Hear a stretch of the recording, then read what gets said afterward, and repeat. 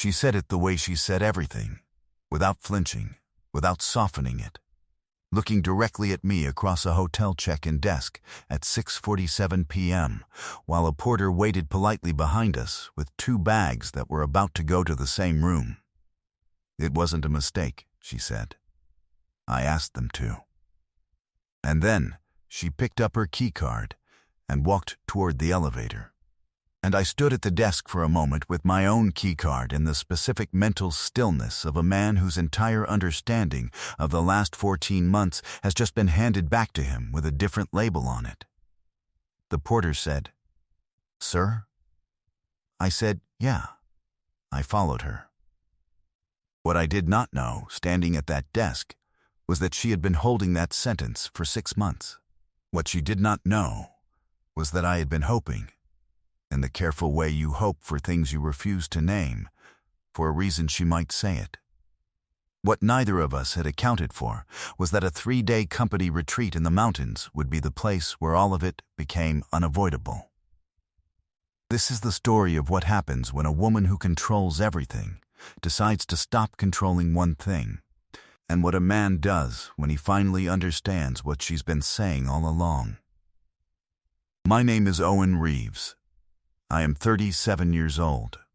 I work in operations management for a mid-sized logistics firm, which means I spend my days making sure things arrive where they're supposed to, on time, without drama.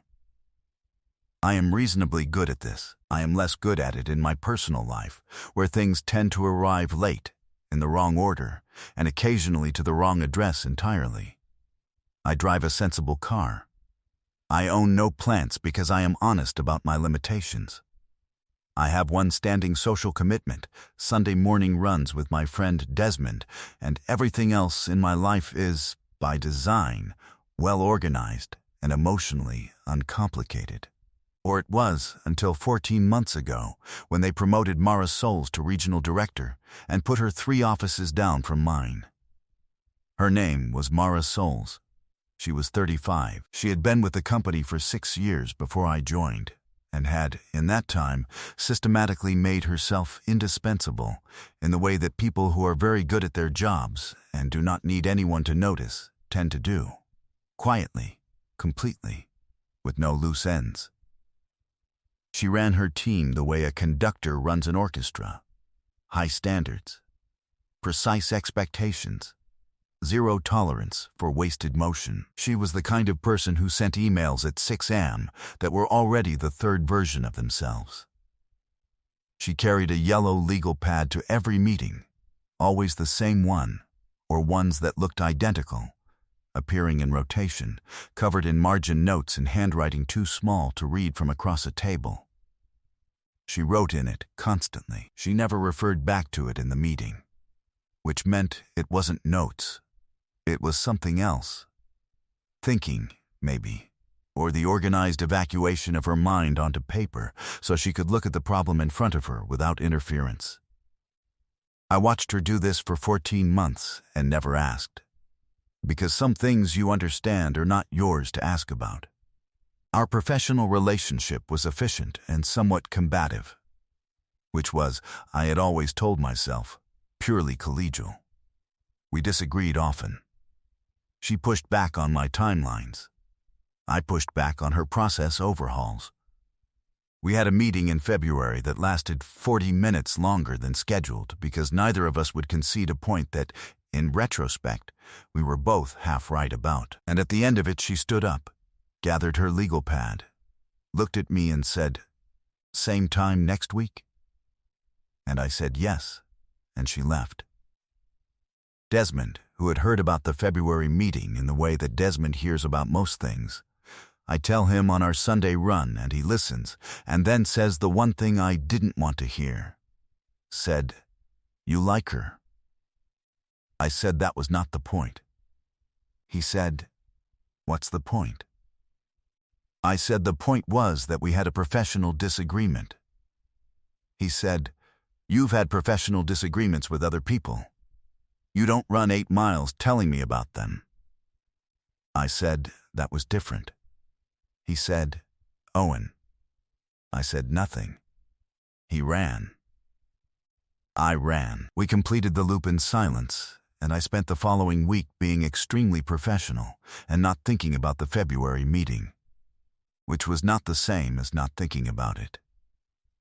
The company retreat was in the mountains. 3 days, 2 nights, a converted lodge with meeting rooms that smelled like cedar and a dining room with long communal tables that made it structurally impossible to choose who you sat next to. The purpose was strategic alignment, which is what companies call it when they want to put people in the same building and let the informality do what spreadsheets cannot.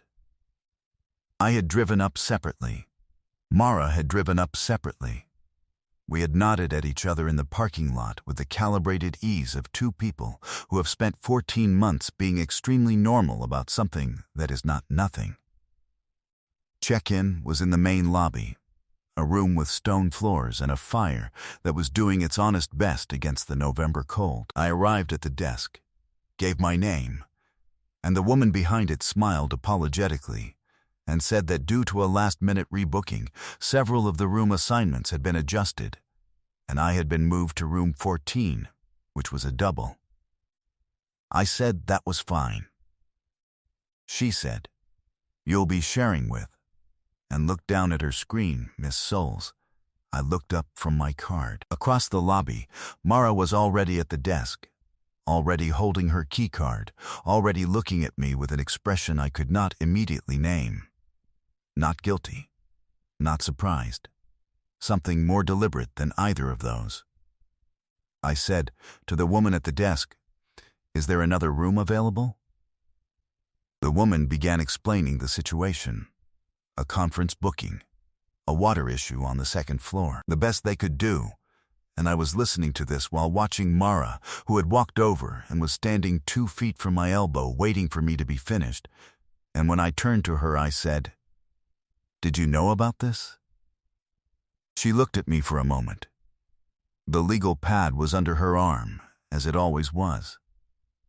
She said, "It wasn't a mistake. I asked them to."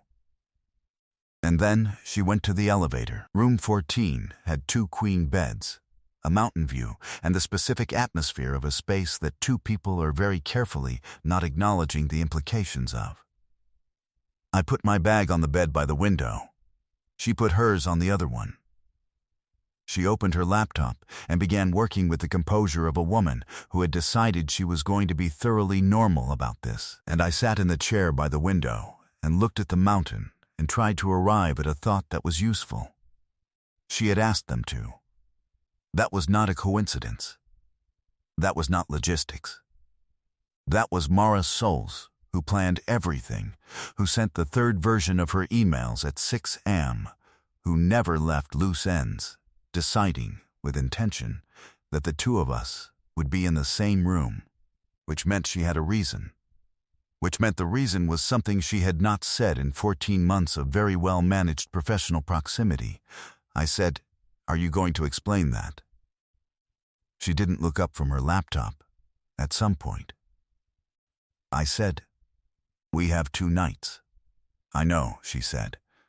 "That's why I booked 1 room." I had poor survival instincts around women who thought further ahead than I did. This was a pattern I was only now fully understanding. The first evening was dinner at the long communal tables, 12 colleagues, 2 bottles of wine per table, the forced casual conversation of people who usually communicate via project management software. Mara sat at the other end of the table, which was either an accident or another controlled variable, and she talked to people easily, laughed when something was funny, contributed to the strategic discussion with the specific precision that made everyone around her take slightly better notes. She did not look at me more than once. The once was enough. I know what it means when someone doesn't look at you, when the deliberateness of not looking is the thing that makes it visible. I know this because I had been doing it for 14 months. Desmond would have found this unbearable to listen to. He would have said something concise and correct, and I would have run 8 more miles resisting it. We were back in room 14 by 10. She changed into something comfortable and sat on her bed with a legal pad, writing in the margin note handwriting I had never been close enough to read. I sat at the desk and pretended to read a document on my laptop for 20 minutes, which was not convincing to either of us. I said, "What are you writing?" She said, "Thinking." I said, "About what?" She put the pen down and looked at me. "About whether I made a mistake," she said. "Not the room. The telling you." I turned the desk chair to face her. "You didn't tell me. You said 6 words and walked to the elevator. That was telling you," she said. "You're good at understanding things." "I understand logistics," I said. "This is not a logistics problem." She looked at me steadily. "Isn't it? I needed us to be in the same place, with fewer exits, for long enough that one of us would say something." She picked up the pen again. "I've been waiting for you to say something for about 7 months." I looked at her. 7 months. "The March proposal," she said. "When you stayed late to fix the error I'd made in the projections and didn't tell anyone it had been mine." She said it simply, like referencing a data point. I noticed. The room was very quiet. I said, "That wasn't. I didn't do that because I know why you did it," she said. "That's the point." She put the legal pad face down on the bed, which was the first time I had ever seen her do that. And I understood that what was on those pages was private, in the way that the truest things are private, and she had just closed it, not because she was hiding it, but because she had decided that what she was about to say was more important than the organizing of it. She said, "I'm very good at managing distance." Looking at me, "I've managed this one well for over a year. I don't want to manage it anymore." Something in my chest shifted. Not dramatically, just enough. I said, "Mara," she said, "you don't have to say it the way I said it. You just have to say something true." I looked at her across the room, on her bed with the legal pad face down, in the mountain lodge, in the cold November, in a room she had booked because she had run out of patient ways to do this, and I said, "I've disagreed with you in 19 meetings in 14 months. She looked at me. "I've thought about you in every single one of the hours in between," I said. She held my gaze for a long moment. Her hand was flat on the legal pad. Then she said, quietly, "That's enough. That's what I needed you to say." I crossed the room and sat on the edge of her bed, across from her, not presuming, and she looked at me the way she looked at proposals she had already decided to approve, with the formality she uses to disguise the fact that she already knows. She reached out, and her hand covered mine, one deliberate press, and neither of us said anything for a moment, because the room had already said it. Then my phone buzzed on the desk, a calendar reminder for tomorrow's 8 a.m. session, sent by the retreat coordinator, and we both looked at it and then at each other, and Mara said, "Strategic alignment," in a tone so dry it could have sanded floors. And I said, "I think we're ahead of schedule." And she laughed, the real one, unguarded and quick. And I understood that I had been waiting to hear that laugh outside of a conference room for a very long time. The next morning she was already awake when I got up. Sitting cross-legged on her bed with the legal pad open again, the pen moving in those small margin note loops, the mountain through the window doing something complicated with early light. She didn't look up when I came back from the bathroom. She said, "There's coffee in the machine. It's adequate." I said, "High praise." She said, "It's accurate." I made the coffee. She kept writing. The morning had the quality of a room that 2 people fit in without trying, which is not a small thing, and which I recognized the value of immediately. I put her coffee on the nightstand. She looked up at it, then at me, and said, "Thank you." Not performed, not careful. Just a woman who had gotten what she wanted and was now, finally, at ease. I said, Are you going to tell me what's in the legal pad? She looked at it. No, she said. But I'll tell you that your name is in it more than is professionally appropriate. I said nothing. I drank my adequate coffee. She said, since February. Approximately. I said, the projections meeting. She said, the meeting before that. I set the coffee down. She met my eyes over the legal pad with the expression of a woman who has been precise about something for a very long time and is now prepared to be precise about it directly. The meeting in January, she said, where you told me my rollout timeline was optimistic and you were right, and I told you anyway that you were missing the wider strategic picture. I remember, I said. You were right, she said. I knew you were right in the meeting. I was frustrated that you were right so quickly. It takes most people much longer to understand what I'm actually doing. She looked down at the pad, then back up. I drove home thinking about that. About a person who could see what I was doing and push back on it and still be right. A pause. I don't meet a lot of those. I said, I thought you hated me after that meeting. I did, she said, for about 40 minutes. It passed. The room was quiet.